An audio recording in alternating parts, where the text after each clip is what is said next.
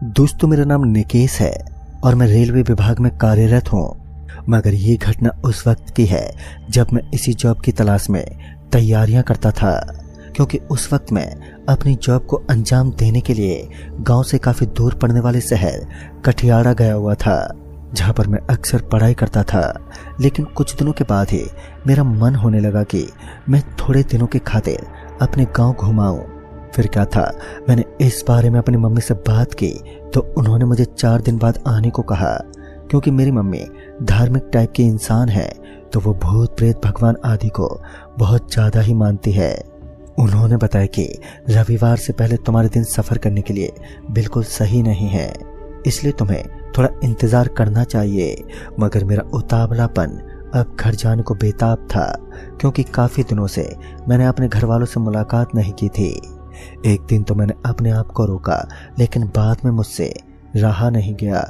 मैंने अपने घर वालों को सरप्राइज देने की सोची, मगर मुझे क्या मालूम था कि मम्मी की बात टालना मुझ पर इतना भारी पड़ेगा।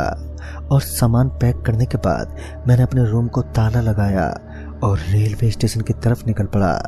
फिर दोपहर के करीब 3:30 बजे मैं प्लेटफार्म पर पहुंच गया, जहां यात्रियों की संख्या बहुत ही ज़्यादा थी और मेरा सफ़र भी काफ़ी लंबा था। अब इंतज़ार ट्रेन के आने का था। ट्रेन का वेट करते हुए मैं इधर उधर टहलने लगा कि मेरी नज़र एक बूढ़ी दादी पर टिकी जो भीख मांग रही थी। मैंने उनके कटोरे में 10 रुपए डाल दिए। वो बूढ़ी अम्मा एकटक मुझे घूरते हुए बोली, बेटा, आज का दिन तुम पर काफ़ी भारी पड़ सकता है। थोड़ी देर के बाद ट्रेन प्लेटफार्म पर पहुंच गई और मैं भी काफ़ी लोगों के पीछे पीछे ट्रेन में दाखिल हुआ। मेरा सफ़र करीब 6 घंटे का था, जो काफ़ी कड़ा सफ़र भी था। निर्धारित समय के अनुसार मुझे रात के करीब 10 बजे गांव पहुंच जाना था, लेकिन धुंध की वजह से ट्रेन आज थोड़ी धीमी रफ्तार में थी, जिस वजह से समय ज़्यादा लग रहा था।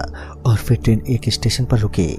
वो स्टेशन सच में थोड़ा हिला देने वाला सा महसूस हुआ, क्योंकि इस स्टेशन पर किसी भी इंसान का कोई नामो निशान तक नहीं था। उस छोटे से रेलवे स्टेशन पर एक बड़ी सी लाल रोशनी नजर आ रही थी। उस साइड की रोशनी उस स्टेशन के चारों तरफ फैली हुई थी और वहीं पर मेरी नज़र एक चाय वाले पर पड़ी।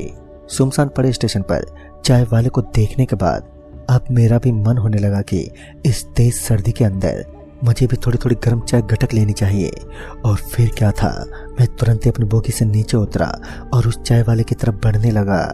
लेकिन इसी बीच उस स्टेशन का स्टेशन मास्टर भागता हुआ मेरी तरफ आया और उसने मेरा हाथ पकड़ा और मुझे बोगी की तरफ ढकेल दिया। उस स्टेशन मास्टर की यह हरकत मुझे बिल्कुल भी अच्छी नहीं लगी। मैं उसके ऊपर जोर जोर से चिल्लाने लगा, मगर उल्टा उसने मुझे जवाब देते हुए कहा, तुम्हें दिखाई नहीं देता सामने की तरफ कितना गहरा कुआं है? और फिर जब मैंने सामने की तरफ देखा तो सच में उस जगह पर एक कुआं बना हुआ था।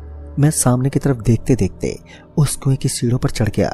फिर मैंने अपनी निगाहें उस चाय वाले की ओर गड़ाई तो अब की बार उस जगह पर किसी भी दुकान या इंसान का नामो निशान नहीं था। मगर ऐसा कैसे हो सकता है? मैंने अभी अभी उस चाय वाले को देखा था कि तभी मुझे खबर मिली कि यहाँ पर चलने वाले चुनावों की वजह से ट्रेन को चलने में वक्त लगेगा। फिर मैंने ज़्यादा सोच विचार नहीं किया और ट्रेन में वापस चढ़ गया। लेकिन अंदर ही अंदर मेरा जी घुटने लगा, जिस वजह से मैं एक बार फिर बाहर निकला और टहलने लगा। मेरे मन में अभी भी उसी चाय वाले के विचार आ रहे थे कि आखिर वो कहाँ गायब हो गया। तभी मुझे फूलों की महक आने लगी जो काफी मनमोहक थे। यह सुगंध ट्रेन के दूसरे छोर से आ रही थी।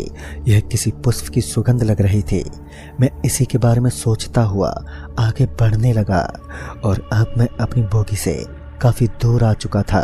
मगर ट्रेन को चलने में अभी वक्त लगने वाला था, जिस वजह से मैं उस ठंड के माहौल में कंबल ओढ़े हुए स्टेशन की रोशनी में घूम ही रहा था कि मुझे पीछे की ओर से बहुत ही तेज आवाज सुनाई दी। यह आवाज काफी तेज थी तो मैं जल्दी से पीछे मुड़ा तो वहां पर कोई भी नहीं था।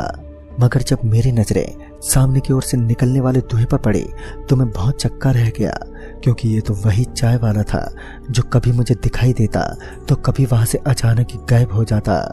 ये कोई आम बात तो नहीं थी, लिहाजा मैं बिना सोचे समझे उस चाय वाले की तरफ चल पड़ा। इस बार मैं सामने की ओर देखने के बजाय अपने पैरों की ओर देख रहा था। क्योंकि पिछली बार मैं भूल चूक में उस कुएं के अंदर गिरने से बचा था।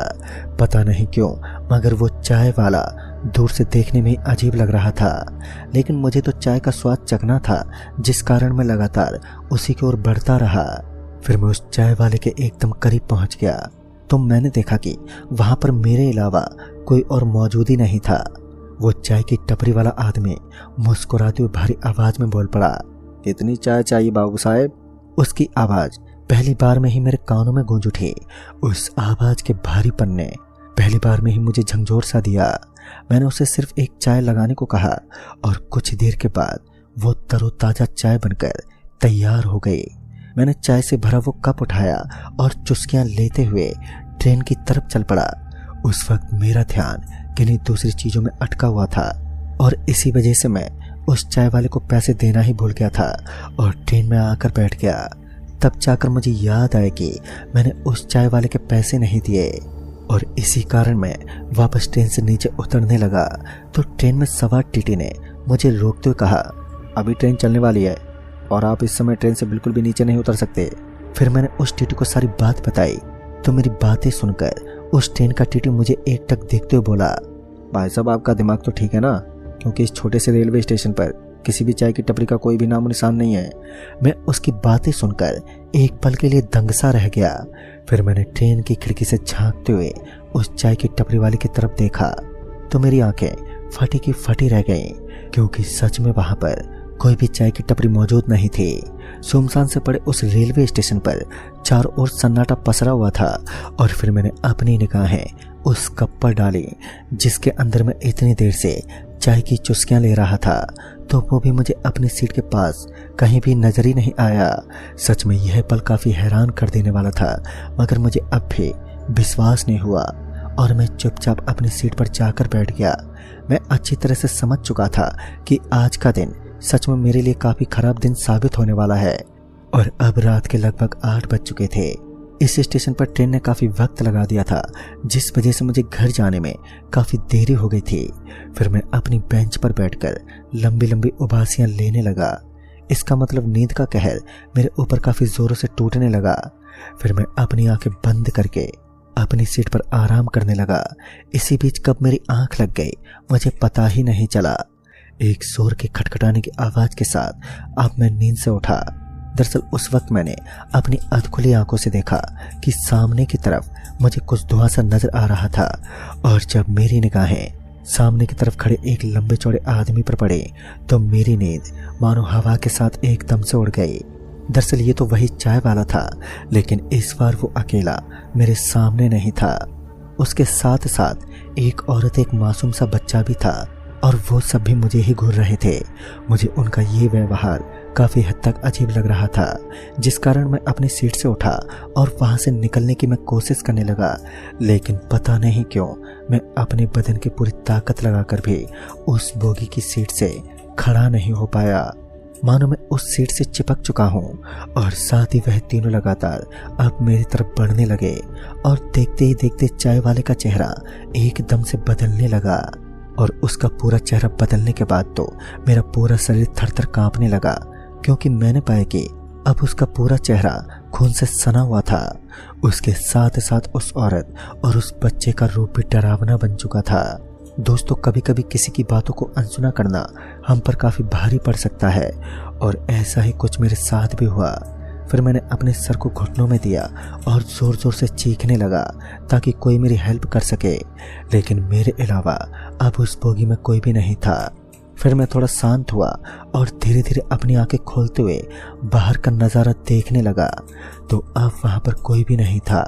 तभी दूसरी बोगी का दरवाजा खुला और उस ट्रेन का टीटी मेरी बोगी में दाखिल हुआ। मैं अब काफी बुरी तरह से डरा हुआ था और फिर मैंने अपने साथ हुई इस खौफनाक घटना के बारे में उस टीटी को बताया। तब जाकर मुझे उस छोटे से स्टेशन की खौफनाक सच्चाई मालूम हुई, क्योंकि उस टीटी ने बताया कि करीब 5 महीने पहले इस रेलवे स्टेशन पर एक चाय वाला काम करता था। उसका घर भी वहीं एकदम करीब बना हुआ था। सब कुछ सही चल रहा था, मगर एक दिन जब वो चाय वाला देर रात तक अपनी टपरी में काम कर रहा था तो वहीं देर रात गुजरने वाली एक ट्रेन से कुछ बदमाश आदम के वो 6 लोग थे और चाय पीने के बाद जब उस टपरी वाले ने पैसों की मांग की तो उन्होंने पैसे देने से इनकार कर दिया, मगर जब चाय वाले ने इसके खिलाफ विरोध जताया तो बात मारपीट तक आ गई। और जब वो बदमाश उस चाय वाले को मारने लगे तो उसकी पत्नी और बच्चों ने बीच बचाव करने की कोशिश की तो उन दोनों को भी मौत के घाट उतार दिया और वहीं पास के कुएं में दफन कर दिया। और उसके बाद से ही उन तीनों की आत्मा वहां उतरने वाले हर व्यक्ति को उस कुएं में दफनाकर बदला लेने की अब कोशिश करती है। खैर दोस्तों, वो मनोज रात खत्म हुई तो मेरी सांस में सांस आई, मगर इसके बाद मैंने कभी भी ट्रेन में सफर करने की हिमाकत नहीं की। तो दोस्तों, इस कहानी में बस इतना ही। कहानी आपको पसंद आई हो तो लाइक शेयर जरूर करें और साथ ही हमें कमेंट बॉक्स में जरूर बताएं। तो मैं आपका दोस्त राजकुमार जल्दी ही मिलूंगा ऐसी ही एक और नई कहानी के साथ। तब तक के लिए बाय एंड टेक केयर।